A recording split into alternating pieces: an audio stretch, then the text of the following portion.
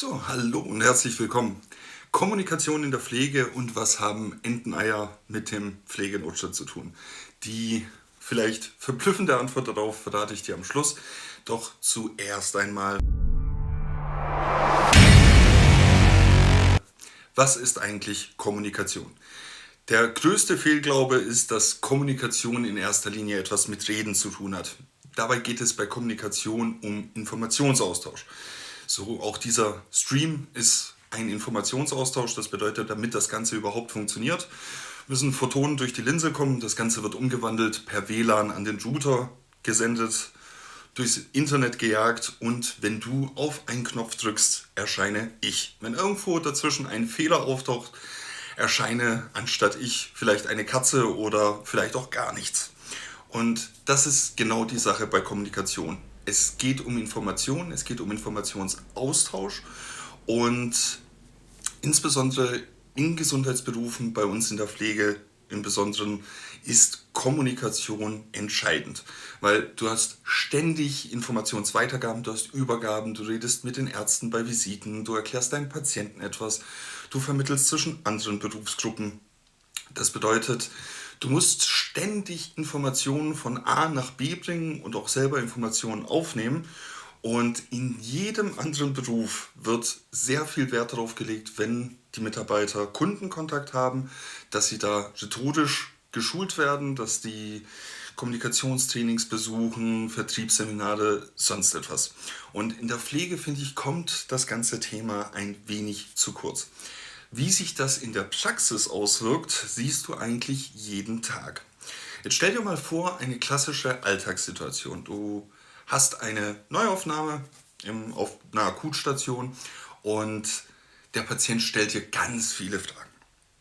Und die ersten Fragen wirst du jetzt vielleicht noch mit einer gewissen Geduld beantworten, aber er stellt weiter Fragen und weiter Fragen und weiter Fragen. Und irgendwann bist du einfach genervt, weil das Ganze nimmt einfach wahnsinnig viel Zeit in Anspruch.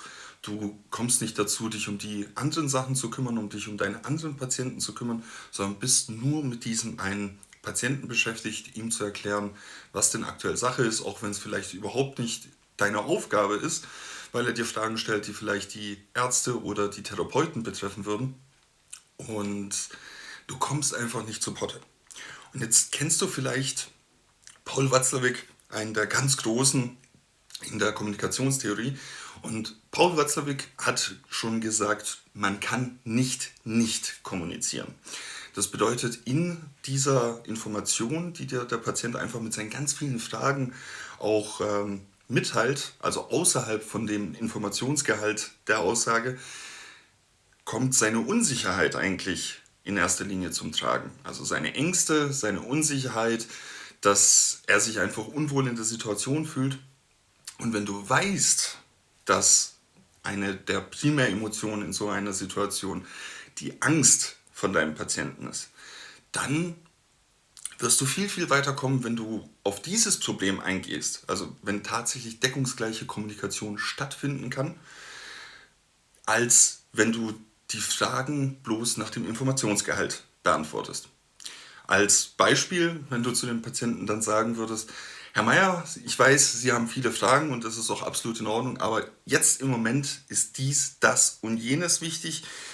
Alle Ihre Fragen können wir in Ruhe klären. Ich komme in ein paar Stunden nochmal zum Durchgang. Zwischenzeitlich, wenn es Ihnen nicht gut gehen sollte, dann haben Sie hier den Notfallknopf, können Sie klingeln und dann wird jemand kommen. Aber ich verspreche Ihnen, nachher können wir uns darüber in Ruhe unterhalten. Und was passiert in dem Moment? Du hast ihm ganz klar signalisiert, dass du Ahnung hast von dem, was du machst. Und zusätzlich hast du ihm die Angst genommen, weil dein Patient weiß, da ist jemand, der kümmert sich. Und das sorgt für wahnsinnig viel Ruhe, für Entspanntheit und genau das ist das, was ihm ja in dieser Situation wichtig ist. Dass ihm die Angst genommen wird, dass er weiß, da sind fähige Leute und die kümmern sich drum. Und du wirst viel kompetenter wahrgenommen. Du wirst viel mehr Ruhe und Entspannung haben, wenn du es schaffst, das zu lösen, was eigentlich hinter der Frage ist. Und das ist tatsächlich die Macht von Kommunikation, dass du es schaffst, die Nachricht so jemanden zu transportieren, dass es für ihn verständlich ist. Das beste Wort ist das Wort, was verstanden wird. Und damit wären wir beim Thema Rhetorik, weil da gibt es unfassbar viele Kniffe, Tricks, Tipps, psychologische Aspekte, die, wenn sie dir bekannt sind, du es dir tatsächlich im stationären Alltag leichter machen kannst. Wir haben